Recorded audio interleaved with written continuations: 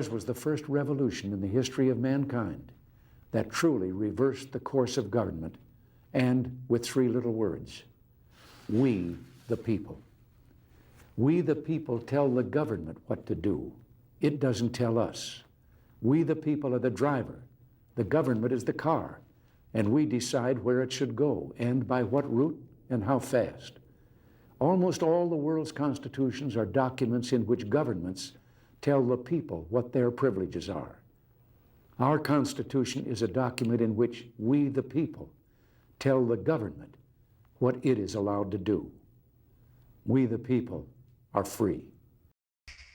Take me back to a place where I felt at home. Take me back to a day when we weren't alone. Take me back to an age when the world felt small. Way back before we blew it all. Hey folks, welcome back to Trucking and Politics. We're home. The wife took off to help some relatives. I'm here house setting with the pets. And anyway, before we get started with this video, seriously folks, there was a truck accident over at the South Carolina-Georgia border at a rest area. I'm sure a lot of you have heard about this already. Not sure what happened there. The driver fell asleep at the wheel, had a medical emergency, something happened, and was involved in a crash inside of the rest area. So far from what I have heard, there are 2 drivers that got killed in the accident. It's a bad situation. It goes to show you, folks, our time here is limited. And unfortunately, we never know what is going to happen. We shouldn't take tomorrow for granted. It may not come for some of us. So hug your loved ones and let them know that you care about them, of course. It's a situation where we never know what tomorrow holds for us. So send a prayer out to these drivers' families, and keep them in mind. And for sure. So let's get on with this video. So I came across this story.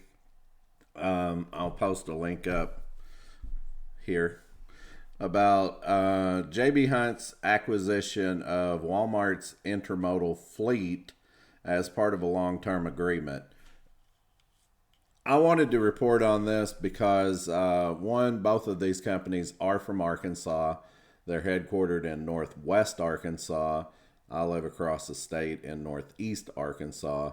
But anyway, I usually don't do news type stories on the channel. But this seemed a little different because it is connected with politics, of course, because intermodal freight, I'm sure everyone is aware of this in trucking, but if you're watching this and you're not familiar with truck driving or the ins and outs of transportation, intermodal is containers. Containers that are brought in from overseas generally, and they contain products from other countries such as China. And this seemed like a very odd story to me. J.B. Hunt has been growing recently. They recently bought BNSF Logistics, which is, of course, rail and brokerage on the rail division of BNSF, the train company. And what is a lot of the freight that moves on trains, containers as well. So it was in their interest to buy that brokerage. Also, they recently bought this, as a couple of days ago, they bought this Walmart's intermodal fleet as well, which threw up a couple of red flags for me. One, why is Walmart wanting to get out? And why is JB Hunt so aggressive into the intermodal arena? It seems odd to me because our dependency on China actually has been decreasing. So I wanted to bring you this story because it just seems odd and out of place to me of what's going on here. It says this multi-year deal expands an existing relationship between the two Northwest Arkansas companies, JB Hunt buying Walmart's intermodal containers and chassis. Neither the size of the fleet nor the purchase price was disclosed. And JB Hunt has made numerous investments in intermodal capacity in recent years. 2 years ago, the company announced plans to expand its container fleet to 150,000 units, or 40%, by 2025 to 2027.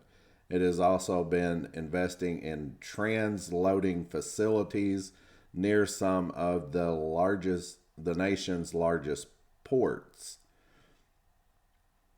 JB Hunt aligned, as I mentioned before, with rail partner BNSF Railroad in November of 2023, launching a company called Quantum, a premium intermodal service focused on converting highway freight to rail by emphasizing quicker and more consistent delivery times. So it seems like JB Hunt may be moving more out of the truckload industry, of the transportation industry rather, and moving more over into rail and container short haul. They have a division, or maybe a company within a company. I don't know how they break this up, but they call it JB Hunt's Last Mile. That's where they bring the containers out of the port and deliver the products and take the empty containers back to be shipped back overseas. It seems like they are doing more of a short haul type thing. I wonder if this is connected with electric trucks. That would be interesting, wouldn't it? They're gearing up to ship by rail, and then in their final mile switch over to electric. I know they already use a lot of liquid natural gas in a lot of JB Hunt trucks. It would seem very feasible to switch over to electric as well. Maybe that is their angle they're going at here, getting some government subsidies by going to electric. Wouldn't surprise me if you saw something like that coming out of JB Hunt there. We think the investment by JBHT, which is their stock symbol, this is Deutsche Bank analyst was talking about this. We think the investment by JBHT is significant, but is part of the company's existing commitment to get to 150,000 containers. And we note this purchase would represent capacity that is already in the market and comes with incremental volume commitments. The true test is intermodal volume and profit growth over the mid to long term, but this announcement appears to set the company up very well when the next up cycle comes, which will lead me into the second part of this video. I think this is very interesting what is going on with the U.S. and China and Mexico. You know, Donald Trump, when he was president, had a little bit of a bad relationship, we could say, with China, to put it mildly. Him and his China virus that he always called it, and putting tariffs on China and stuff like this. There's a couple of other stories that I was wanting to bring up here that is all tied in with this J.B. Hunt and world market and everything, and what is this going to do to affect truck drivers in the United States, and especially J.B. Hunt's truck driving fleet. Very interesting. So in 1972, Richard Nixon had a visit to China, and he played a vital role in opening China to U.S. trade. China's focus on the Third Front campaign to develop basic and heavy industry in its rugged interior gradually decreased afterwards. So I wasn't sure about what this was, so I looked up what their Third Front campaign was. And the Third Front campaign was the creation of a huge self-sufficient industrial base area to serve as a strategic reserve in the event of China being drawn into war. I suspected that is what the U.S. intended upon getting into trade with China, because we had just came out of two big wars right before this. Of course, Vietnam and North Korea, both fighting the communist parties.